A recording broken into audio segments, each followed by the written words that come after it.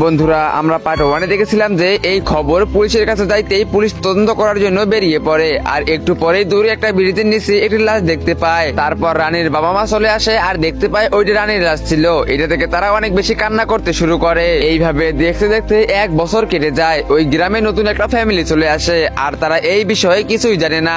রাত্রিবেলা তারা অনেক আরাম করে ঘুমাইতেছিল।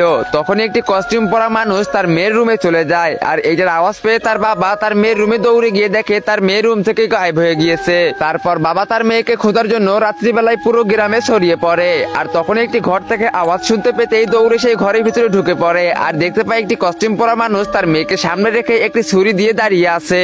তখনই বাবা জোরে চিৎকার করে বলে, আরে কে তুমি, আর আমার মেয়েকে কিডন্যাপ কেন করেছো? তখনই সেই মানুষটি তার কস্টিউম খুলে ফেলে আর দেখতে পাওয়া যায় সেটা একটি মেয়ে ছিল। তখনই বাবা বলে, আরে আপনি এসব কেন করতেছেন? তারপর সেই মেয়েটি সবকিছু খুলে বলে আর বলতে লাগে, আমার একটি ছোট্ট ছেলে ছিল, তাকে কেউ পছন্দ করতো না, তাকে নিয়ে সবাই হাসাহাসি করতো। এই জন্য আমার ছেলে কষ্ট পেয়ে ব্রিজ থেকে লাফ দিয়ে আত্মহত্যা করে আর সে মারা যায়। তখন থেকে আমি আমার ছেলের বদলা নেওয়ার জন্য প্রতিটা বাচ্চা ছেলেকে বা বাচ্চা মেয়েকে আমি কিডন্যাপ করে নিয়ে আসি আর তাদেরকে মেরে ফেলি। তারপর বাবা বলতে লাগে, আরে আপনি এসব ভুল করতেছেন, আপনি এসব করলে কি আপনার ছেলে আবার চলে আসবে?